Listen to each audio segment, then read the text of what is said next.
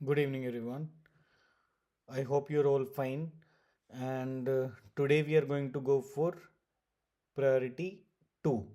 Since we already have done our 4 sessions, today is the fifth session of our real numbers. And in this real number session fifth, we are going to go with priority 2 and starting with MCQs. All right, let's go with the first MCQ of the session today. So, the MCQ first is, if p square is 32 upon 50, then p is a or a whole number, an integer, a rational number, or an irrational number, right? So, first of all, whenever this kind of question comes, you need to convert it into a rational, simplest form of rational number, right? तो p square हमें मालूम है कि 32/50 है. अगर इसको और simplify कर सकते हैं, आप इसको फ्रैक्शन में लेकर आ सकते हैं, तो पहले आप फ्रैक्शन में लेकर आएंगे. So we know that both are divisible by 2. We can cut them by 2 and we can get 16/25. अगर ये और भी सिंपलेस्ट फॉर्म में और भी सिंपलर बनाया जा सकता है तो आप बनाएंगे. अदरवाइज मैक्सिमम अगर ये 16/25 ही किया जा सकता है तो leave it here. Now what you could do is you will say that p square is 4/5 का होल स्क्वायर. ठीक है, तो अगर a square equals to b square है, आप क्या करेंगे, यहाँ इस 4/5 के होल स्क्वायर को लेफ्ट में लेके आएंगे. अब आपको एक आइडेंटिटी यहाँ नज़र आनी चाहिए, वो क्या है, ए square minus b square.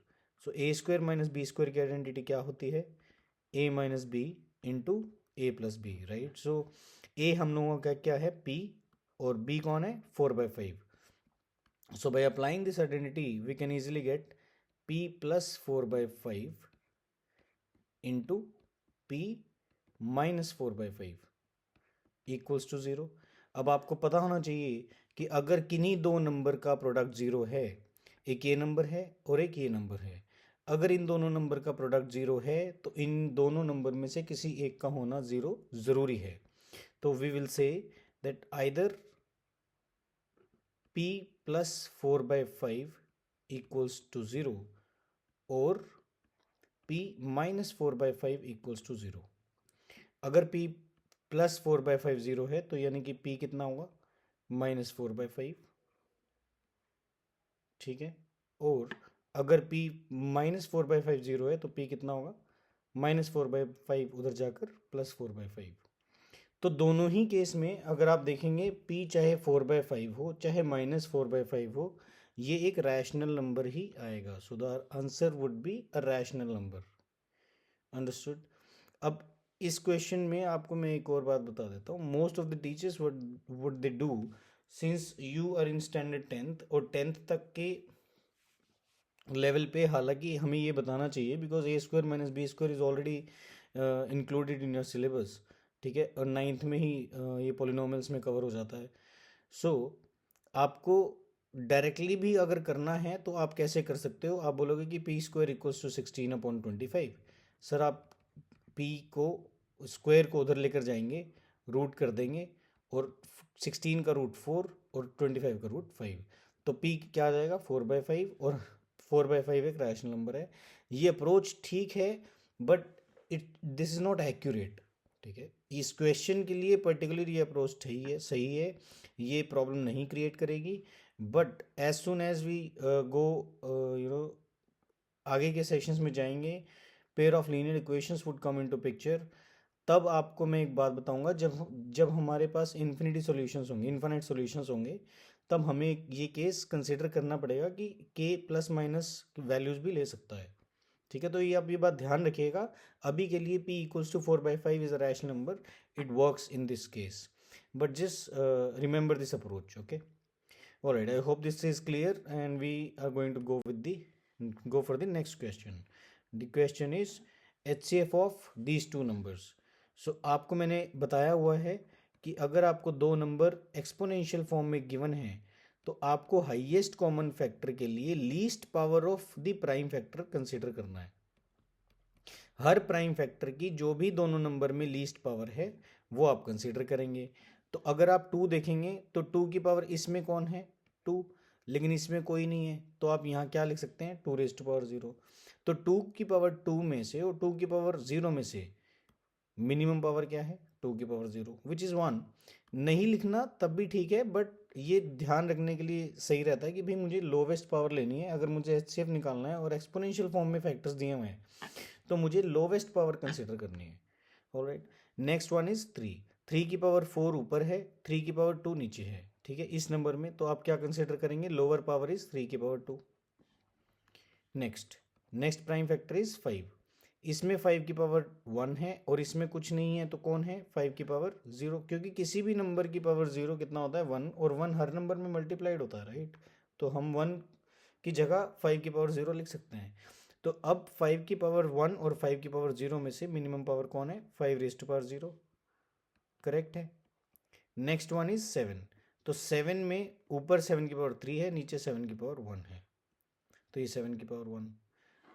This would be your HCF। तो highest common factor would be, highest common factor of both the numbers will be 2 की पावर 0, 5 की पावर 0। ये तो 1 है, इनको लिखने का कोई फ़ायदा नहीं है। तो आप क्या लिखेंगे? 3 raise to power 2 into 7 raise to power 1। अगर आप आंसर यहाँ भी छोड़ते हैं तो गलत नहीं है। गलत इसलिए नहीं है क्योंकि क्वेश्चन को ऑलरेडी आपको, अगर ये क्वेश्चन 2 मार्क में होता और आपको ऐसा सवाल दिया गया होता तो आप इसको आंसर यहाँ भी छोड़ सकते थे। But since this is MCQ, आपको ऑप्शन देखना पड़ेगा और इसको सिंप्लीफाई करना पड़ेगा, बिकॉज ऑप्शन जो हैं आपके वो सिंप्लीफाइड फॉर्म में है। तो 3 raise to power 2 is 9, 9 into 7 is 63। तो आंसर वुड बी 63। अगर ये 2 मार्क में है तो आप इसको एक्सपोनेंशियल फॉर्म में भी ड्रॉप कर सकते हैं यहाँ, लेकिन MCQ है तो आपको best out of the given option select करना पड़ेगा, which is option B, 63। Alright, I hope this is clear. We are going to go for the next question, that is question number 3, which says that the prime factorization of the number 2304. Prime factorisation करनी है। मैंने आपसे starting के session में ही आपसे कहा हुआ है कि मैं प्राइम फैक्टराइजेशन कैसे करता हूँ डायरेक्टली। अगर आप वैसे कर पाते हैं तो it is well and good, और अगर नहीं कर पाते हैं तो नॉर्मल मेथड, जो कन्वेंशनल मेथड हम यूज़ करते हैं, आप वो भी यूज़ कर सकते हैं। मैं कैसे करता हूँ मैं आपको फिर से बता देता हूँ। ये 2304 मुझे मालूम है कि इवन नंबर है, तो ये 2 से डिवाइड होगा। ये 2 से डिवाइड होगा, मैंने इसको 2 से डिवाइड किया, मुझे पता लगा कि क्या आया, 1152, 1152। मेरे दिमाग में कौन है? नंबर 1152। मैंने उसको फिर 2 से डिवाइड कर दिया क्योंकि वो एक ही इवन नंबर है। अब 1152 को आप मन में ही मेंटली कैलकुलेट कर रहे हैं और 2 से डिवाइड कर रहे हैं, तो 2 से डिवाइड करोगे तो क्या आएगा? 1152 को अगर आप 2 से डिवाइड करते हैं तो 577, 577 आएगा। अब 577 मैंने यहाँ लिख दिया क्योंकि इसके बाद मुझे नहीं पता था कि ये 3 पे जाएगा या नहीं जाएगा, क्योंकि 3 से डिविजिबिलिटी का रूल क्या होता है, इन सब डिजिट्स को ऐड करोगे तो वो 3 से डिविजिबल होना चाहिए। 7 + 7 14 + 5 19, 19 3 से डिविजिबल नहीं है। तो अब मुझे चेक करना है कि कौन से नंबर से डिविजिबल है। वो चेक करने के लिए मैं ये नंबर ना भूल जाऊँ, इसलिए मैंने इसको यहीं ड्रॉप कर दिया, ठीक है। अब मैं आगे बढ़ता हूँ। अब मैं देखता हूँ कि ये नंबर किस से डिविजिबल होता है। अब आप देखेंगे तो ये 2 से तो डिविजिबल नहीं है, ओके। 3 से डिविजिबल इसको होना चाहिए, 2 7 नहीं है, बट ये तो हमने, मुझे लगता है कि कहीं ना कहीं एरर किया होगा। वो एक बार चेक कर लेते हैं हम लोग अपने कन्वेंशनल मेथड से। 2404 को अगर आप 2304 को 2 से डिवाइड करते हैं, यू विल गेट 1152। 1152 को आप फिर से 2 से डिवाइड करेंगे, 515, दैट इज 7, 6 आएगा यहाँ। ये मुझे 4 लगा था, ये 4 नहीं है, वहाँ 6 आएगा, 576, ठीक है। तो 576 को आप 2 से डिवाइड करेंगे, 2 से डिवाइड करेंगे तो क्या आएगा?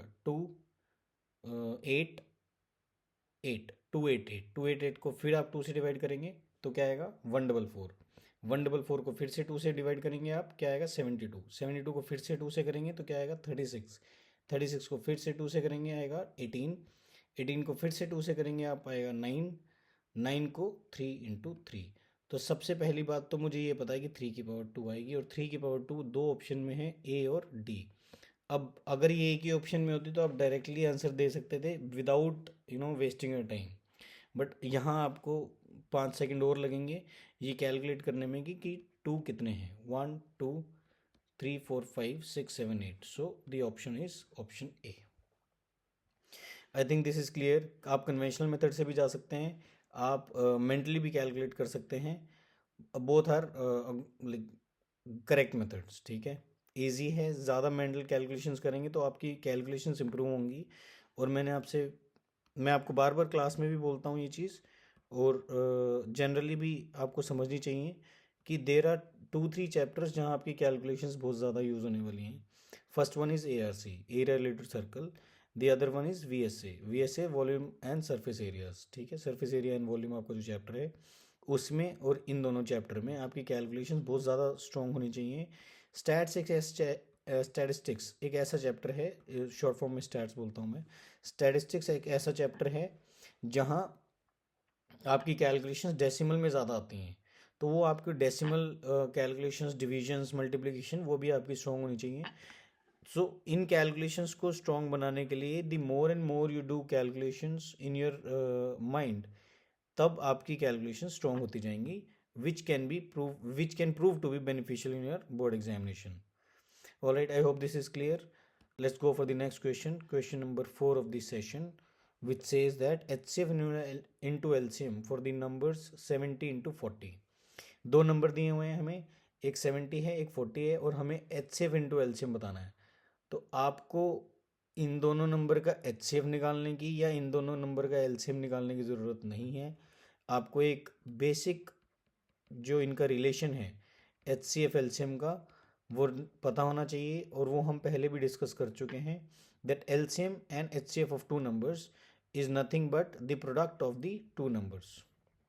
ये दो नंबर के लिए मैंने लास्ट सेशन में आपसे बताया था कि ये दो नंबर के लिए ही वैलिड है. अगर दो नंबर से ज़्यादा नंबर होंगे तो ये रिलेशन वैलिड नहीं होता है. So this is specifically valid for two numbers. तो दो नंबर कौन कौन है? 70 into 40. 70 into 40 is 2800. So the option is option C. All right.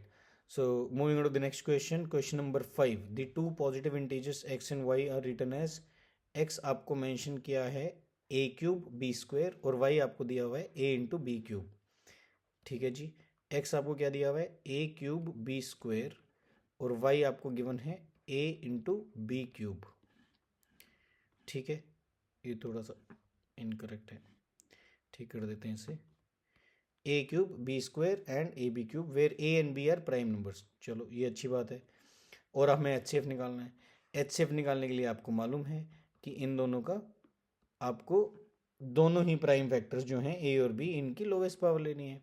तो दोनों में लोवेस्ट पावर कौन है? ऊपर 3 है, नीचे कौन है? अगर कोई पावर नहीं है तो पावर 1 है. तो इनमें लोवेस्ट पावर 1 है. और बी की दोनों में लोअर पावर कौन है? बी स्क्वायर, बी की पावर 2. तो ए की पावर 1, बी की पावर 2, यानी कि a b square is the HCF. ठीक है. अगर इसी क्वेश्चन में आपसे LCM पूछा जाता तो LCM आपको क्या बताया हुआ मैंने? LCM is you need to take the highest power of the factor in between the numbers. ठीक है. तो हाईएस्ट पावर ए की क्या है? a क्यूब, और b की highest power is also b cube. और वो ऑप्शन में आपको मिलेगा ज़रूर. ये ध्यान रखेंगे आप कि आपको HCF निकालना है या LCM निकालना है. अगर वो MCQ में आया है तो आपके पास दोनों ही ऑप्शन होंगे, बिकॉज बच्चों को कन्फ्यूजन हो जाती है कि क्या हमें कंसिडर करना है. तो आपके ध्यान रखना है कि HCF में we are taking least power, LCM में we are taking greatest power of each factor. ठीक है. All right, let's go to the next question.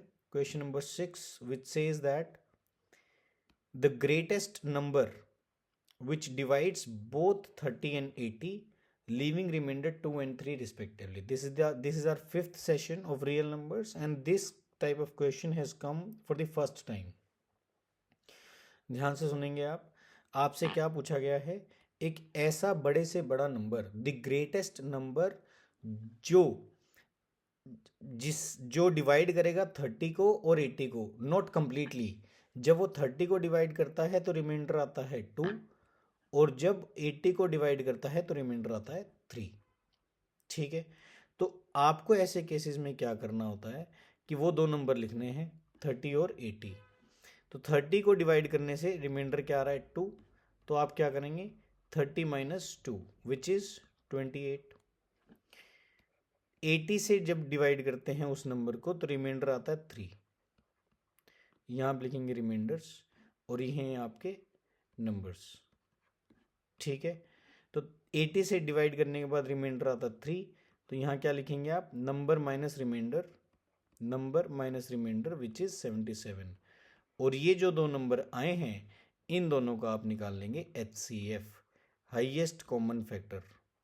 मैं अभी आपको वेरीफाई भी करके दिखाऊंगा ये चीज़, उससे आपको बड़े इजीली क्लियर हो जाएगा। ये 28 को आप लिख सकते हैं 4 इंटू 7 या 2 इंटू 2 इंटू 7, ठीक है।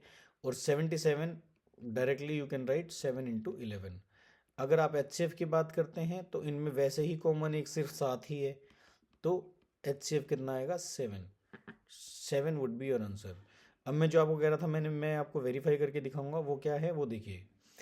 अगर आप 30 को 7 से डिवाइड करते हैं तो 7 4 ज़ा 28, बचेगा कौन, रिमाइंडर कौन बचेगा 2, वेरीफाइड। अगर आप 80 को 7 से डिवाइड करते हैं तो रिमाइंडर क्या बचेगा उस केस के अंदर, 7 की टेबल में 70 जाता है 10 पे, 7 और प्लस कर दोगे तो 11 पे जाएगा, कौन जाएगा 77 जाएगा, बचेगा कौन 3। वही हो रहा है 30 से डिवाइड करने पे रिमाइंडर 2 आ रहा है और 80 से डिवाइड करने पे रिमाइंडर 3 आ रहा है, वेरीफाइड। तो अगर आप इस तरीके से करते हैं सवाल को, एक बार वेरीफाई ज़रूर कर लीजिएगा so that we are sure कि यार ये गलत तो नहीं है, ये सही किया है मैंने। That is how we are getting the answers, ठीक है। बिकॉज बोर्ड में ऑप्शंस कंफ्यूजिंग हो सकते हैं। लास्ट ईयर जो ये 2024 का क्वेश्चन आया था, पेपर आया था, सेट 1 हो या 2 हो या 3 हो, तीनों में MCQs में ऐसे सवाल नहीं थे जिसमें ऑप्शंस में कंफ्यूजन हो, एक्सेप्ट फॉर एजर्शन रीज़न। एक एजर्शन रीज़न ऐसा था जिसमें कंफ्यूजन था कि A होगा या B होगा। वो मैं आपको सारी बातें तब बताऊंगा जब हम एजर्शन रीज़न को बहुत अच्छे से डीपली करेंगे, ठीक है। लेकिन इस साल ये भी उम्मीद है मुझे कि कोई कुछ क्वेश्चंस MCQs में ऐसे आएंगे जहां MCQs में वो डाउटफुल बच्चों को क्रिएट करेगा एक मन में कि यार ऑप्शन ये होगा या ये होगा, ये दोनों हो सकते हैं। ऐसे डाउट्स अब CBSE मुझे लगता है कि इन्फ्यूज़ करने वाला है बोर्ड एग्जामिनेशंस में। All right, let's go for the next question. अब दिस वन इज क्लियर, ध्यान रखेंगे आप। Greatest number which divide 30 and 80 leaving remainder some and some, ठीक है। कुछ स्पेसिफिक रिमाइंडर अगर ड्रॉप किए जा रहे हैं तो ये आप नंबर में से वो रिमाइंडर माइनस करेंगे and you will find the LCM of the numbers that you have got after deducting the remainder from the numbers. All right, let's go for the next question, question number 7, which says that if n is any natural number then 12 raised to power n cannot end with which digit, ठीक है। 12 की power n, देखो यार simple सी बात है, इसमें ना बहुत ज़्यादा कैलकुलेट करने की आपको ज़रूरत नहीं है। आप क्या सोच सकते हैं, सिंपल सा कैलकुलेट आप ये करेंगे कि यार या तो आप फैक्टर कर लेंगे इसके। मुझे मालूम है कि 12 को लिखा जा सकता है 2 इंटू 2 इंटू 3, तो इसमें कौन नहीं है, 5 इज़ नॉट इंक्लूडेड। मुझे पता है कि अगर किसी नंबर को 0 से एंड होना है तो उसके अंदर 2 और 5 दोनों होने चाहिए। 2 तो इसमें है लेकिन इसमें 5 नहीं है, तो ये 0 से तो एंड कभी नहीं हो सकता। दूसरा आप क्या सोच सकते हैं कि 12 की पावर जब मैं 1 करूँगा तो 12 आएगा, तो 2 से तो एंड हो ही रहा है वो। अगर 12 की पावर मैं 2 करूँगा इसका मतलब 12 इंटू 12 करूँगा, यानी यूनिट डिजिट कितना आएगा, 2 को जब 2 से करेंगे तो यूनिट डिजिट कितना आएगा 4 आएगा, तो 4 भी आ ही रहा है। जब आप इसकी पावर 3 करेंगे तो एंड में कितना आएगा, 2 इंटू 2 इंटू 2 ही तो आएगा, उसी से तो यूनिट डिजिट बनेगा, वो कितना आएगा 8। सर ये 2 इंटू 2 2 इंटू कैसे कर रहे हो आप सिंपल सी बात समझिए। जब मैं आपको 12 इंटू 12 बोलता हूँ करने को तो आप क्या करेंगे, 2 इंटू 2 4, 2 इंटू 1 2, यहाँ क्रॉस लगाते हैं, 1 इंटू 2 2, 1 इंटू 1 1, यही तो करते हैं ना। तो इवेंचुअली जो यूनिट डिजिट आता है वो कैसे आता है, यहाँ से आया, क्योंकि उसके नीचे तो सारे क्रॉस ही लगाएंगे आप। और यहाँ कौन सा डिजिट आएगा, जब आप इसको इससे मल्टीप्लाई करेंगे, पहले नंबर के लास्ट डिजिट को बाद वाले नंबर के लास्ट डिजिट से मल्टीप्लाई करेंगे, तब जो जो डिजिट आएगा वही तो आपका यूनिट डिजिट होगा ना। तो इतना सोचने की ज़रूरत नहीं है कि भाई 1 को 1 से भी करना है, कि 1 को 2 से करना है, कि 2 को 1 से कर। आपको सिर्फ यूनिट डिजिट्स को मल्टीप्लाई करके देखना है कि उसका इवेंचुअली यूनिट डिजिट क्या आने वाला है। समझ में आई बात? ये अप्रोच भी ओके है, गलत नहीं है। अगर आप 12 की पावर 4 करेंगे तो आप बेसिकली 2 की पावर 4 कर सकते हैं। 2 की पावर 4 इज 16, तो वो 6 से भी एंड होगा।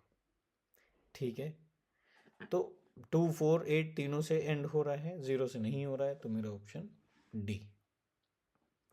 ठीक है, all right, let's go with the next question, which is question number 8, which says that a pair of irrational number whose product is a rational number। ध्यान से सुनेंगे आप क्वेश्चन को। a pair of irrational numbers, irrational numbers का pair बताना है जिसका product एक रैशनल नंबर हो। प्रोडक्ट रैशनल नंबर इनमें से एक से ज़्यादा ऑप्शन के हो सकते हैं, लेकिन हमें पेयर भी इन इररेशनल नंबर का चाहिए। ऐसा ना हो कि वो रैशनल नंबर हो। ये क्या कह रहे हो सर, समझ नहीं आया, बताता हूँ कैसे। आप ए ऑप्शन को देखिए। ए ऑप्शन क्या है? Square root 16। स्क्वायर रूट 16 क्या होता है? 4 होता है। कैसे होता है 4?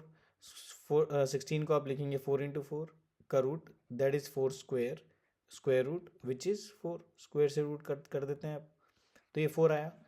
और स्क्वायर रूट 4 कौन है? Same process, square root 4 is 2। तो ये दोनों रैशनल नंबर है ना, इनका प्रोडक्ट क्या है? रैशनल नंबर है, तो प्रोडक्ट तो रैशनल नंबर ही आ रहा है, तो ऑप्शन 8 करेक्ट होना चाहिए। नहीं है, क्यों? इसकी वजह से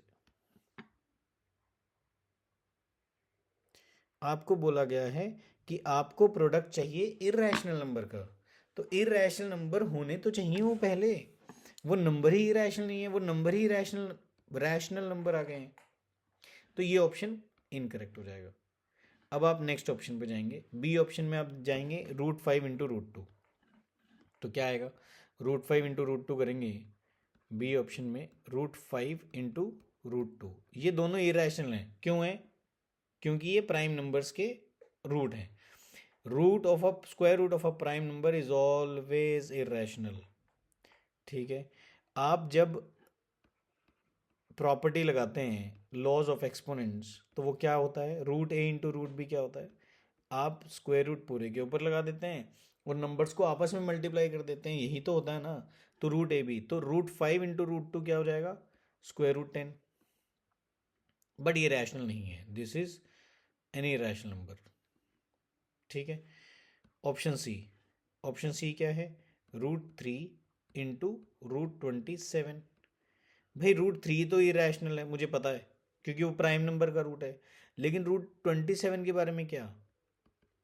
√27 को तो मैं थोड़ा और सिंप्लीफाई कर सकता हूँ ना, क्योंकि 27 को आप लिख सकते हो 3 इंटू 3 इंटू 3। तो इसको आप क्या लिख सकते हो? √3 इंटू पूरे के ऊपर रूट लगा दो, 3 इंटू 3 इंटू 3। कितने पेयर बाहर आएंगे 3 के? एक पेयर इससे, एक पेयर इससे, कितना आएगा? 9 आएगा। करेक्ट है। तो ये टोटल नंबर, इसका प्रोडक्ट कितना है? इसका प्रोडक्ट एक रैशनल नंबर आ रहा है, वो तो ठीक है। लेकिन इस √2 का क्या, इस √27 का क्या है? क्या ये इरेशनल है? क्योंकि मुझे पेयर में दोनों नंबर इरेशनल चाहिए। ये तो इरेशनल है, लेकिन इसके बारे में चेक करोगे तो आप क्या आएगा ये? क्या आप 3 इंटू 3 में से एक पेयर बाहर निकाल सकते हो? जी हाँ। अंदर कौन बचेगा? 3 √3। सो 3 √3 एक इरेशनल नंबर है। क्यों है? क्यों है ये एक irrational number? Because a rational number and an irrational number when gets multiplied, it will give you an irrational number provided that rational number is not zero। अगर वो रैशनल नंबर ज़ीरो नहीं है तो एक रैशनल नंबर और irrational number का product will always give you any rational number. तो ये एक इरेशनल नंबर है, ये भी एक इरेशनल नंबर है। दोनों एक इरेशनल, दोनों दोनों इरेशनल नंबर हैं और उनका प्रोडक्ट कौन आ रहा है? एक रैशनल नंबर। तो हमारा ऑप्शन सी करेक्ट। आपको डी चेक करने की ज़रूरत नहीं है, वैसे भी वो आएगा नहीं, रैशनल प्रोडक्ट ही रैशनल नहीं आएगा। उनमें से एक इरेशनल है, एक रैशनल है, और उनका प्रोडक्ट भी इरेशनल है, which can not be our option. Option C is correct. ध्यान से पढ़ लीजिएगा, ये स्टेटमेंट इंपॉर्टेंट है। अगर ये स्टेटमेंट नहीं आती तो ऑप्शन ए भी नहीं आता। ठीक है, अगर ये स्टेटमेंट आई है तो ऑप्शन ए दे सकता है वो। अगर ये स्टेटमेंट नहीं देगा कि पेयर, अगर मान लीजिए क्वेश्चन सिर्फ इतना पूछेगा वो, a pair whose product is a rational number, तो ए और सी बोथ करेक्ट है, उसमें वो आपको ये तो बोल सकता है कि ऑप्शन ए ये दे देगा √16 √4, बी ये दे देगा √3 √27, और सी बोलेगा बोथ ऑफ दीज, और डी बोलेगा नन ऑफ दीज, या डी कोई और ऑप्शन दे देगा। तो ऐसा कर सकता है वो, उस केस में बोथ ऑफ दीज ऑप्शन हो जाएंगे। ठीक है, तो ऐसे क्वेश्चन भी फ्रेम किए जा सकते हैं थोड़ा सा घुमा फिरा के। We will be ready for this. तो किसी भी क्वेश्चन में कुछ भी चेंज होता है या अपग्रेडेशन हो सकता है, वो हम डिस्कस करते हुए चलते हैं, so that we are not stuck anywhere in any type of question. Alright, let's move on to the next question, which is question number 9, which is an important question, a good question. So क्या बोल रहा है ये question? वो बोल रहा है कि मुझे ये बताइए आप कि π-22/7 एक कैसा नंबर है। बहुत बच्चों के मन में इस ख्याल आएगा सर ये तो ज़ीरो है, और ज़ीरो तो रैशनल नंबर होता है, और आपका हो गया -1। वो जो एक नंबर आपका आ सकता था वो अब हम नहीं आएगा, तो this is not equal to zero. क्यों सर? क्यों?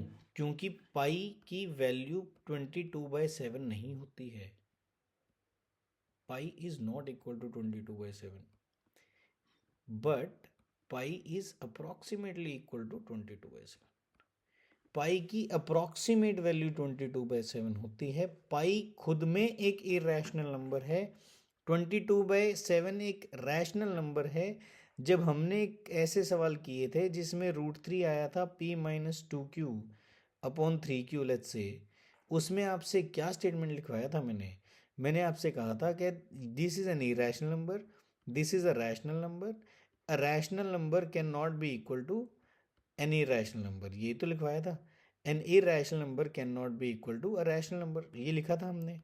तो यानी कि एक इरेशनल नंबर एक रैशनल नंबर के इक्वल नहीं हो सकता। तो भाई π-22/7 के इक्वल कैसे हो गया? पाई तो एक इरेशनल नंबर है ना। आपसे मैंने फर्स्ट सेशन में ये बात कही थी, जब मैंने आपसे दो कांस्टेंट बताए थे मैथ्स में जो सबसे इंपॉर्टेंट है।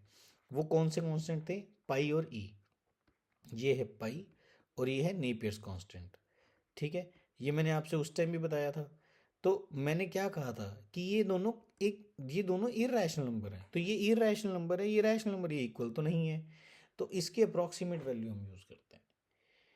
ठीक है, तो पाई -22/7 अगर आप एक इरेशनल नंबर में से, नाउ द क्वेश्चन कम्स, अगर आप एक इरेशनल नंबर में से एक रैशनल नंबर माइनस करते हैं, तो the answer that would come out will be N irrational number.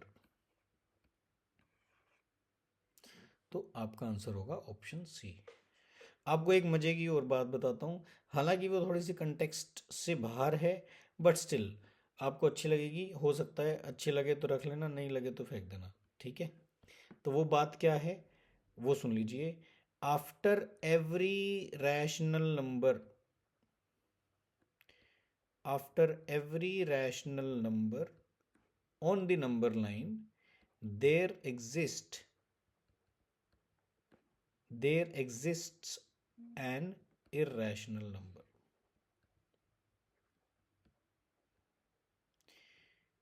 बेहद इंपॉर्टेंट बात है, इतनी इंपॉर्टेंट कि आपके जेई मेंस तक के लेवल पर यूज नहीं होगी।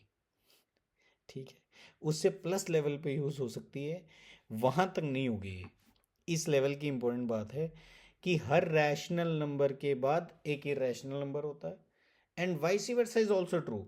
हर इरेशनल नंबर के बाद एक रैशनल नंबर होता है। तो rational number and irrational number real number line पर ऑल्टरनेट दौड़ में चलते हैं, they keep alternating each other. Okay, तो पाई एक इरेशनल नंबर है। पाई के जो सबसे क्लोजेस्ट रैशनल नंबर है वो कौन है? 22/7। इसीलिए उसकी अप्रॉक्सीमेट वैल्यू हम 22/7 लेते हैं। आई होप दिस इज क्लियर। ज़्यादा लोड मत लेना, ये जो कथा मैंने आपको सुनाई है, हाँ इस पे आपको जोर देना है, और ये आपको ध्यान भी रखनी बातें। ये भी इम्पोर्टेंट है आपके पॉइंट ऑफ व्यू से, और ये भी इम्पोर्टेंट है। ये तो मैंने आपको रेफरेंस के लिए बताया था, ठीक है।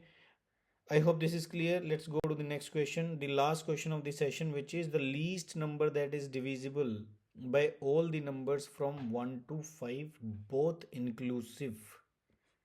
Both inclusive. यानी कि एक ऐसा नंबर बताइए जो 1, 2, 3, 4, 5 सभी से डिविजिबल हो, और वो लीस्ट नंबर बताना। ऐसे नंबर तो बहुत सारे हैं जो 1, 2, 3, 4, 5 सभी से डिविजिबल होंगे, लेकिन आपको एक लीस्ट नंबर बताना है, ठीक है। तो ऐसे सवाल में आपको क्या करना होता है, एलसीएम निकालना होता है। किसका? इन पांचों का। कैसे, क्यों निकालना होता है, ये सब उस क्वेश्चन से रिलेटेड है जो बेल्स वाला हमने किया था क्वेश्चन, ठीक है जी, जिसमें 3 बेल्स रिंग टुगेदर। एक सोनिया और रवि वाला क्वेश्चन किया था जिसमें Sonia covers around in 18 minutes, Ravi covers around in 12 minutes, ठीक है।